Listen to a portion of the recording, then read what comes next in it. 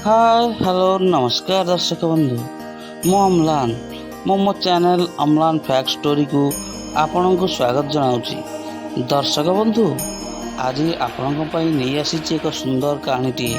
आज कहानीटी हूँ गोटे दुखी लोकों माने दर्शक बंधु जो मैंने सब दुखरे आ चिंतार रुहति जो पानी गतिशील होता है ता स्वच्छ आउ कार्य लगी थाए ताहा स्वच्छ आउ कार्य लगी थाए आउ जो पानी स्थिर रही थाए ताहा कौन सी कार्य लगी न थाए कहीं ना ता सर्वदा स्थिर रही पंकरे परिणत हो जाए थाए।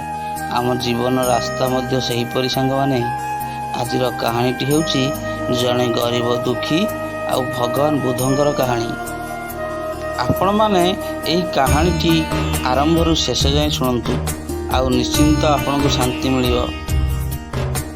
गोटे छोट गाँव रे जड़े गरीब लोकटे थाए से सब बेले निजर गरीब पाई दुखी रुए कार्य रे मन लागेनी सब बेले चिंता करे केमिति खुशी रे रहिबो। सेही गाँ पाखरे सब बेले धर्म सभा होता है। सेही सभा प्रभु गौतम बुद्ध करती।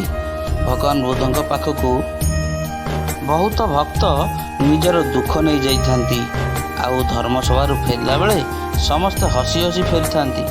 आउ यही सब कथा लक्ष्य करुए से गरीब व्यक्ति आउ मने मने भावु थाए से मध्य सही सभा को जीव आउ निजर दुख भगवान को जणाइब। शेष से मध्य भगवान का धर्मसभा को जाइछि आउ सेठारे बुद्ध को कहूँ प्रभु आपण को निकट को जी दुखरे आसुछि से फेरला बेलू केमिति खुशी हसी हसी फेरुछि।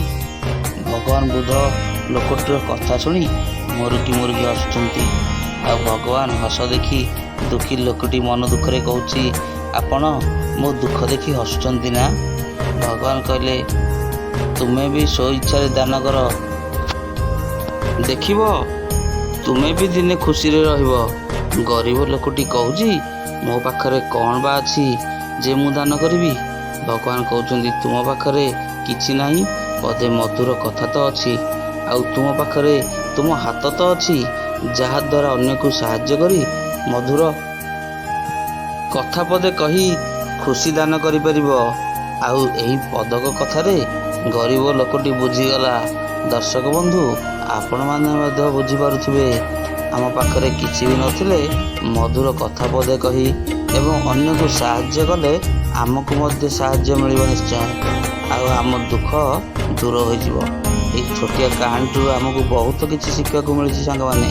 दर्शक बंधु आपन को जदि आज कहानी भल लगी आउ आपण यही भली कहानी आगे शुणा चाहूँगी ताल दर्शक बंधु आज मो चैनल को सब्सक्राइब करनी आ बेल टी को बजाई दिंतु जहाँफल आपण मैंने नुआ नुआ भिडियो मोर देखिपारे। रोचे जय जगन्नाथ।